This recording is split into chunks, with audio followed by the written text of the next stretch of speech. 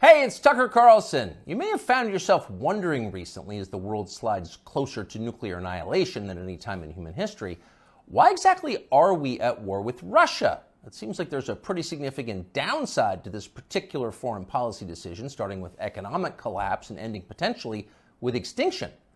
So is there a good reason we're doing it? So many innocent young people have been killed. So many hundreds of billions of dollars have been wasted, some of them from the U.S. Treasury. So what's the point?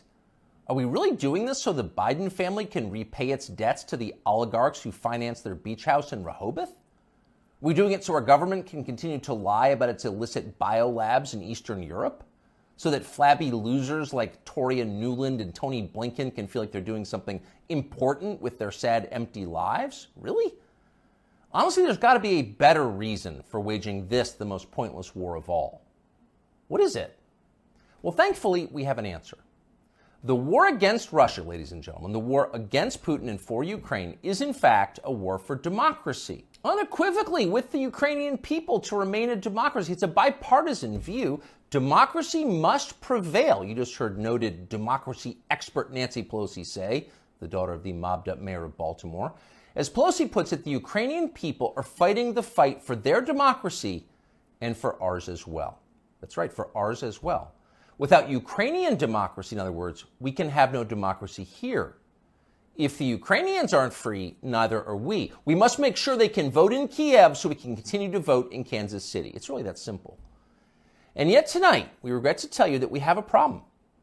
It looks like they're not going to be able to vote in Kiev anymore. And no, for once, it's not Putin's fault. Democracy in Ukraine seems to be suspended by the world's foremost democracy advocate himself, Field Marshal Zelensky. So you've got to wonder what the Biden administration thinks of this. We can't possibly continue to support Zelensky, that guy, after he said that, can we?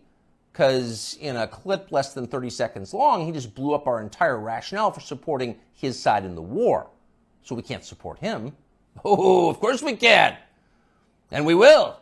Here's Joe Biden from yesterday reaffirming America's unequivocal support for Ukraine. No matter what happened in Russia, we, the United States, will continue to support Ukraine's defense and its sovereignty and its territorial integrity.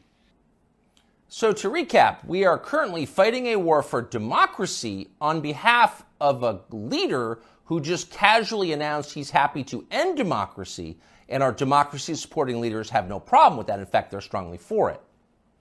Shocked? You shouldn't be. Of course they're for it. You should have seen this coming. Wars for democracy always cancel democracy in the process. That's why our leaders love them. And they all do it, even the virtuous leaders. Abraham Lincoln suspended habeas corpus. The British government under Winston Churchill threw an entire opposition party into prison and let them rot for the duration, in some cases with their families. So in a war for democracy, you can do anything. Imagine what a man might do who has fewer principles. If that man, say, ran Ukraine, he might seize churches, arrest priests, ban all criticism of himself, disappear his political opponents. And that's happening.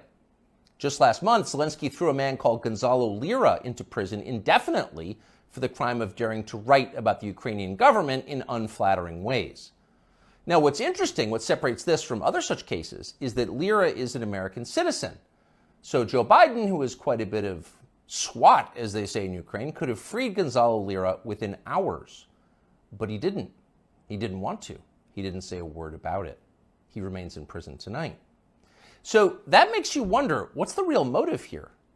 When normal people see war, they see death and destruction, sadness and suffering. But that's not what demagogues see. They understand it differently. They know that war means power, mostly for them. During wartime, everything they do can be justified. War is the gravest of all emergencies.